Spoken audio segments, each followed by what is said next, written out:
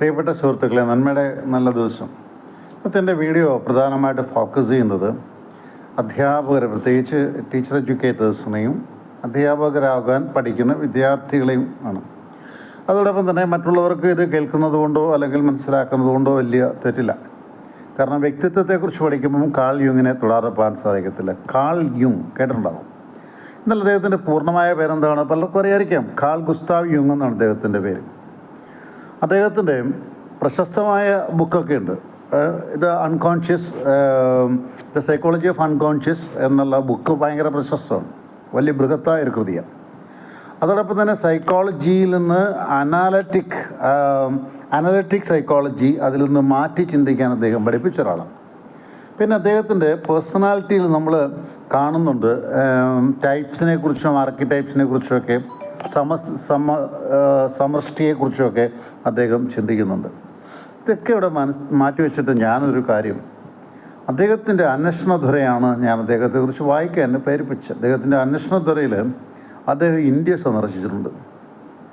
ഒരുപാട് രാജ്യങ്ങൾ സന്ദർശിച്ചിട്ടുള്ളതിൽ ഇന്ത്യയെ സന്ദർശിച്ചിട്ടുണ്ട്. ഇന്ത്യ സന്ദർശിച്ചത് മരണാനന്തരത്തിന് ശേഷം എന്തുണ്ടാകുമെന്നത് ഇന്ത്യ കണ്ടുപിടിച്ചിട്ടുണ്ട്, അല്ലെങ്കിൽ ഇന്ത്യയുടെ യതിവര്യന്മാർ കണ്ടുപിടിച്ചിട്ടുണ്ട് എന്ന് ചിന്തിച്ച് ഗ്രീസിലൊക്കെ സന്ദർശിച്ച് അതിനുശേഷമാണ് ഇന്ത്യയിൽ അദ്ദേഹം വരുന്നത്.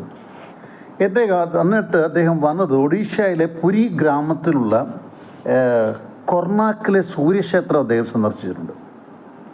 കൊർണാക്കിലെ സൂര്യക്ഷേത്രം, അപ്പോൾ ഒന്ന് ആലോചിക്കുക, നമ്മൾ ഒഡീഷയിലെ കൊർണാക്കിലെ സൂര്യക്ഷേത്രം ഉണ്ടെന്നുള്ളത് വളരെ ചുരുക്കം പേർക്കാർക്ക് അറിയാവുന്നത്. അപ്പോൾ ഈ സൂര്യക്ഷേത്രം സന്ദർശിച്ചു. അവിടുത്തെ സദാചാര ചിന്തകൾ അദ്ദേഹത്തെ അവിടുന്ന് വിട്ടുപോകാൻ പ്രേരിപ്പിച്ചു. അത് അവിടുത്തെ സദാചാര ചിന്ത എന്താണെന്ന് എനിക്ക് പറഞ്ഞുകൂടാ. ഇനി അതല്ല എൻ്റെ വിഷയം. അദ്ദേഹം ഇവിടെ പോകുന്നതിന് മുമ്പ് അദ്ദേഹം മനസ്സിലാക്കിയ ഏറ്റവും പ്രധാനപ്പെട്ട ഒരു കാര്യമുണ്ട്. അത് അദ്ദേഹം ജീവിതത്തിൽ പറയുന്നുണ്ട്. അദ്ദേഹം മഹാപരിനിർവാണ സൂത്രം പഠിച്ചു.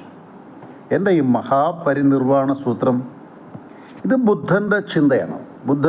നമ്മൾ 8 ഫോൾഡ് പാത്തൊക്കെ പഠിപ്പിക്കും. എന്നാൽ അതിനപ്പുറം അദ്ദേഹത്തിൻ്റെ ബുദ്ധൻ്റെ പ്രധാനപ്പെട്ട കൃതികൾക്കകത്ത് മഹാപരിനിർവാണ സൂത്രം, ഇത് ബുദ്ധൻ തന്നെയാണ് എഴുതിയത്, ഡിസൈപ്പിൾസാണോ എഴുതിയെന്നുള്ള നമുക്ക് അറിഞ്ഞൂടാ. എന്താണ് ഈ മഹാപരിനിർവാണ സൂത്രം എന്ന് ചോദിച്ചാൽ, മരണത്തിന് ശേഷം ഉണ്ടാകുന്ന നിർവ്വാണം. ഇത് ബുദ്ധൻ്റെ ചിന്തയുടെ ഏറ്റവും ഉന്നതമായ തല. എന്നുവെച്ചാൽ വേദനയില്ലാത്ത, ആഗ്രഹങ്ങളില്ലാത്ത ആത്യന്തികമായ ജീവിതത്തിൻ്റെ ലക്ഷ്യം നിർവ്വാണത്തിൽ എത്തിച്ചേരും എന്ന് പഠിപ്പിച്ചു. ഞാനിതിപ്പോൾ ഇത്രയും പറയാനുള്ള കാര്യം മറ്റൊന്നുമല്ല.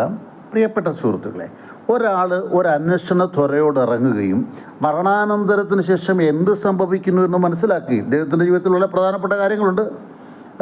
ഒരു രോഗിയെ ട്രീറ്റ് ചെയ്യുന്ന സമയത്ത് അവരുടെ ചെറുപ്പകാലം സംഭവിച്ചെല്ലാം കണ്ടുപിടിച്ച് കണ്ടെടുത്തൊരു മരണത്തെ എങ്ങനെയാണെന്ന് മനസ്സിലാക്കി അതിൽ നിന്നൊക്കെ എന്താണ് മരണത്തിന് ശേഷം എന്ന് കണ്ടുപിടിക്കാനുള്ള ആഗ്രഹത്തോടെ ഇറങ്ങിയൊരു മനുഷ്യനെ ഇന്ന് വിദ്യാഭ്യാസ മേഖലയിൽ നമ്മൾ പലരും പഠിപ്പിക്കുന്നുണ്ട്.